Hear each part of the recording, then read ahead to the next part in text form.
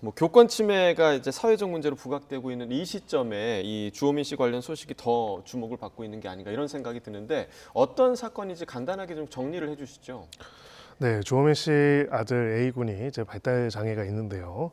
이제 학급에서 돌발 행동을 한 것 때문에 이제 특수학급으로 분리 조치가 됐고 해당되는 특수학급에서 특수학급을 담당하고 있던 교사 B 씨가 있었습니다. 예. 이 B 씨야 과정에서 이제 지도하는 과정에서 어떤 발언을 한 부분들에 대해 가지고 이제 이것이 정서적 학대라는 이유로 형사 고소를 주호민 씨가 진행을 했는데요.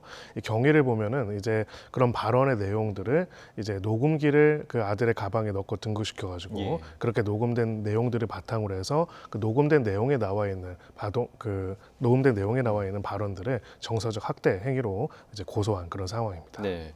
자, 지금 말씀해주신 그 녹음 문제, 그러니까 주호민 씨가 아들의 가방에 녹음기를 넣어서 아들과 선생님의 대화를 녹음을 했다. 이 문제를 보고 이제 민형사상 책임을 물을 수 있냐, 이게 좀 쟁점이 되고 있는데 법적 책임을 물을 수 있는 부분인가요?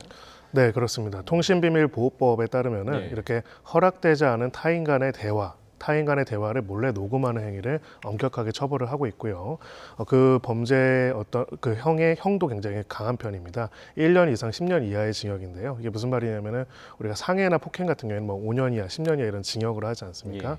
1년 이상이라는 건 최소 이제 1년 이상의 징역형이 선고될 정도로 중한 범죄로 본다는 것입니다. 예. 대화자 간의 녹음의 경우에는 기본적으로는 통신비밀보호법의 대상이 아닌데요. 대화에 참여하지 않는 제3자가 두 사람의 대화를 녹음하기 위해 가지고 미리 감청 장치와 녹음 장치를 해놨거나 혹은 지금과 같이 녹음기를 누군가의 옷에 숨겨가지고 그 사람과의 대화를 녹음하도록 하는 것도 다 통신비밀보호법 위반이라고 해당된다 이렇게 볼 수가 있습니다. 그러니까 녹음을 하게 되면 뭐 무조건적으로 좀 처벌을 받는 건가요? 만약에 이 상황에서 뭐 공익성이 있다, 혹은 불가피성이 있다, 이럴 경우에는 좀 예외 적용이 되는 경우는 없나요? 네, 단계별로 분석을 하게 됩니다. 기본적으로는 다른 사람 간의 대화를 그 사람들의 허락을 안 받고 제3자가 녹음하는 행위, 이거 자체는 기본적으로 통신비밀보호법 위반으로서 예. 유죄, 구성요건에 해당되고 위법하고 책임이 있는 범죄 행위로 보게 되고요. 다만 지금 말씀하신 것처럼 정당 행위라는 규정이 있습니다. 그러니까 우리 형법상으로는 그 행위가 사회 통념이나 관념상 정당 행위로서 인정될 경우에는 그 위법성이 없다라고 보고 있거든요. 근데 이거는 포괄적인 규정입니다. 그래서 이 사안이 정당 행위에 해당되는지를 봐야 하는데요. 이것과 관련돼서는 굉장히 대법원이 엄격하게 판단을 하고 있습니다. 예. 과거에 이제 소위 말해서 정부 군기관들에 의한 불법 감청과 관련된 언론사 보도에 관해서 대법원 판결이 선고가 됐었는데요. 결국은 당시에 그런 불법적인 녹음을 하거나 감청을 하는 것에 중대한 공익상 필요성이 있는지 여부가 첫 번째고요. 취득하는 경위, 당사자 간의 관계, 그것을 공개했을 경우에 드러나는 피해와 그리고 그것을 공개함으로써 혹은 녹음함으로써 달성할 수 있는 공익 등을 재반 상황들을 고려해가지고 그 공익이 현저하게 크다라는 것이 확실하지가 않다면은 이 경우에 정당 행위로서 쉽게 인정하지는 않다 이렇게 보고 있고요.